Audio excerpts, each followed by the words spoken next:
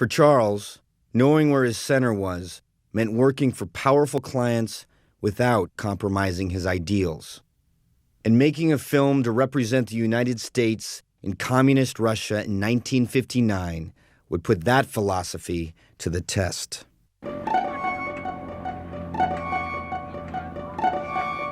At the height of the Cold War, the American government and the government of the Soviet Union decided to hold joint expositions. And the United States would show what America was about to the Soviet public, and the Soviet Union would show what they were about to America.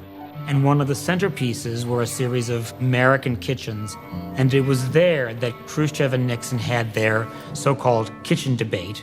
There are some instances where you may be ahead of us. There may be some instances, for example, color television, where we're ahead of you. But in order for both of us to benefit, But the U.S. Information Agency decided that they had to show Russians more about America than just cars and household appliances.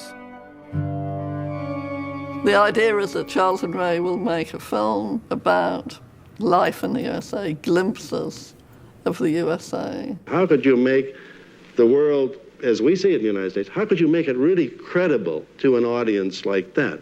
We could have shown the greatest freeway in the United States. If we'd shown one picture that had gone, they would say, you know, they've got a great freeway interchange, but we've got one at Minsk, and we're going to build one at Smolensk, and we'll have two, and they have one. But in the redundancy of the multi-image technique, in something like 12 seconds, I think we showed 120 freeway interchanges. People were sent all over the country, friends were called to take images so that it looked nationalistic. It couldn't look specific and regional, it had to be national and egalitarian. Charles said he wanted pictures of people setting off for work, children coming from school, coming up from the subway, and freeways. So I did my first, helicopter flights, sort of strapped in, leaning way out.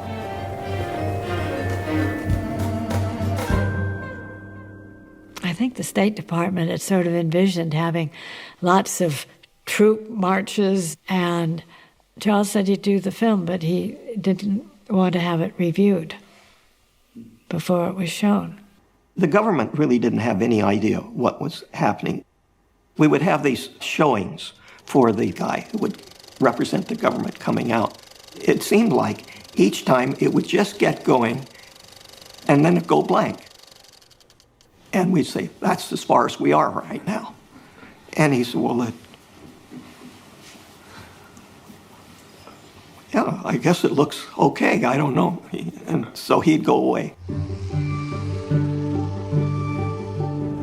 Well, as Charles said, sometimes if you don't ask for people's opinions, then they don't give them to you. They just got there the day before, and I think by that time, the USIA was just relieved that there'd be anything to show.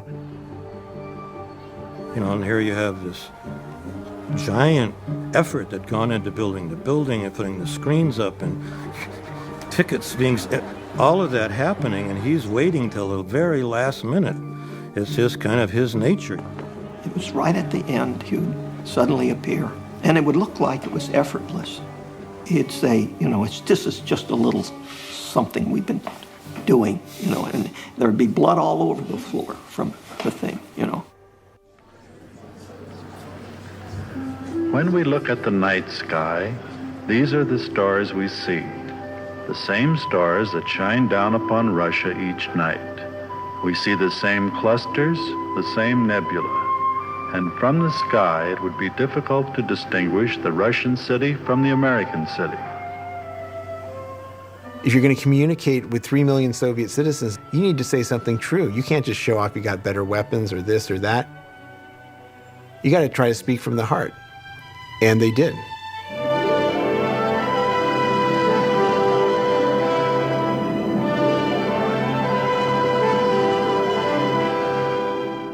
Was it propaganda? Oh, goodness, yes. Have you seen it?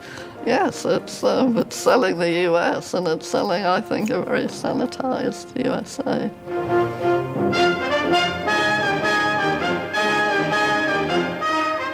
Of course it was propaganda. They were Cold Warriors. The difference is I believe they genuinely believed it.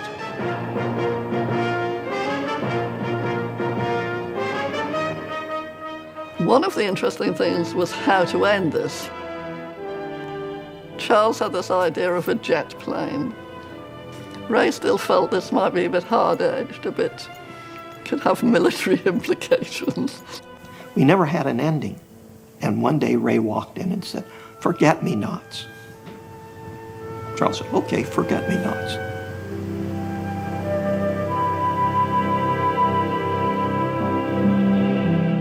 Forget-me-nots, the universal symbol of friendship, translates directly into Russian, "Nie zabudki," forget-me-not.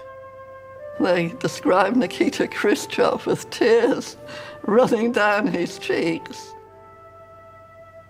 So you have this wonderful sort of double ending of the simplicity of the flower, but then this forget-me-not. And it worked like the best Hollywood movie. The Moscow show made Charles and Ray newly famous, not as designers of furniture, but as communicators. Communicators who used images rather than words. Over 2 decades, Charles and Ray would complete dozens of projects, large and small, for IBM. But perhaps the most bold was their pavilion for the 1964 New York World's Fair. A 1.2-acre experimental space celebrating the role of computers in everyday life.